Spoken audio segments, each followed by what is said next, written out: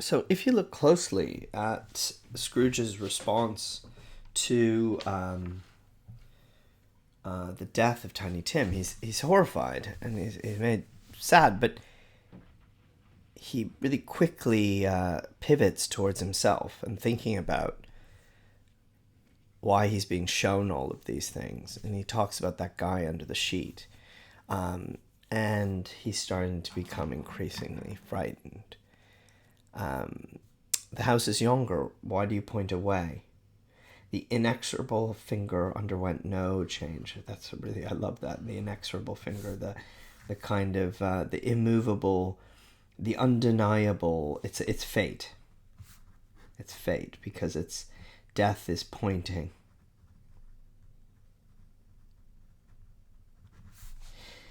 Scrooge hastened to the window of his office and looked in. It was an office still, but not his. The furniture was not the same, and the figure in the chair was not himself. The phantom pointed as before. He joined it once again, and wondering why and whither he had gone, accompanied it until they reached an iron gate. He paused to look round before entering. So people are still working.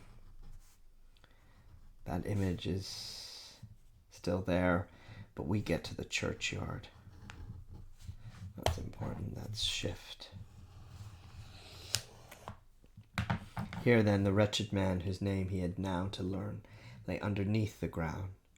It was a worthy place, walled in by houses, overrun by grass and weeds, the growth of vegetation's death, not life, choked up with too much burying, fat with repleted appetite. Wow. Overrun by grass and weeds, the growth of vegetation's death, not life, choked up with too much burying, fat with repleted appetite. Brutal, just brutal imagery of nature, nature's not abundance now, but its death. The idea of the churchyard being choked with so many bodies, fat with repleted appetite, with feeding its appetite for the dead. The earth is fat with it. This is remarkable imagery, I would say, about death and the earth, and almost like the church wants to eat, is craving death. It's a very creepy image. The spirit stood among the graves and pointed down to one. He advanced towards it, trembling. The phantom was exactly as it had been, but he dreaded that he saw new meaning in its solemn shape. So we get dread, tremble, solemn. This, it's he knows what he's walking into. It's a bad scene. Before I draw near to the stone to which you point, answer me one question. Are these the shadows of the things that will be, or are they shadows of things that may be? And this is perhaps the crux of the novel right here. Does this have to happen? Is the future set? We don't know. Still the ghost pointed downward to the grave by which it stood. Men's courses will foreshadow certain ends to which, if persevered in, they must lead.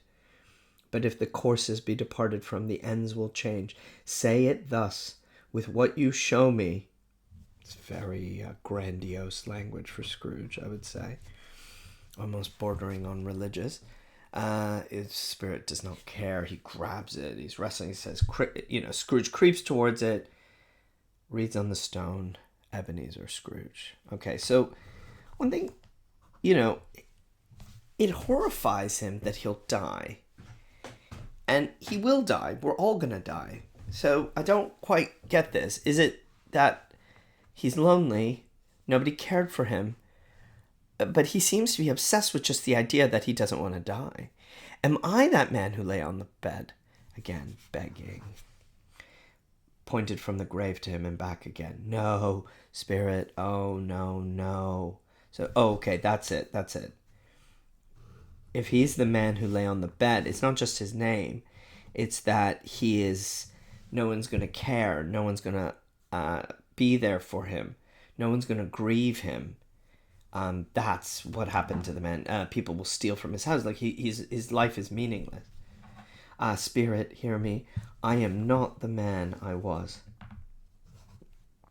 I will not be the man I must have been, but for this intercourse, for this exchange, for this meeting of you. Why show me this if I am past all hope? Why indeed? That's a great point. Why are we reading this? What is happening? What is the point of this?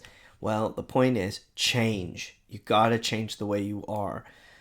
Dickens is writing this book as something more polemical. He wants to change your behavior. We want to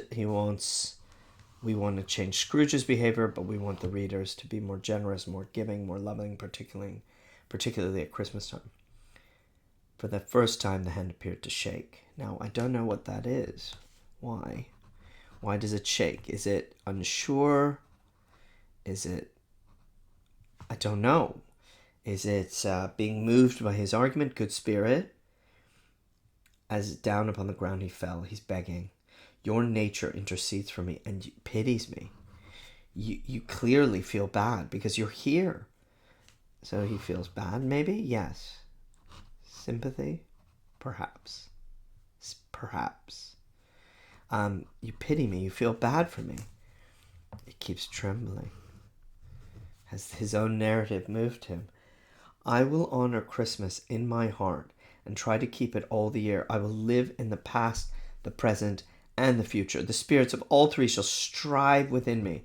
I will not shut out the lessons that they teach. Oh, tell me I may sponge away the writing from the stone. Now this I'm very interested in. Is it this stone, this one, this reality, or is it just death? And I just don't know.